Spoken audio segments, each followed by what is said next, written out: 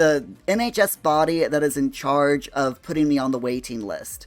They rung me up the other day and said, "Hey, Muir, there's a second surgeon that has been added because right now there's only one surgeon in all of England that does lower surgeries for female to male transgender people, and they're booked solid.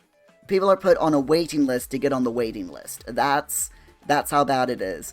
I was waiting for 3 years on the waiting list to be put on the waiting list, and then they put me on the waiting list, and they told me it would be anywhere from 1 to 5 years before I even got seen by that surgeon. So they rung me up and they're like, "Hey Muir, there's a second surgeon.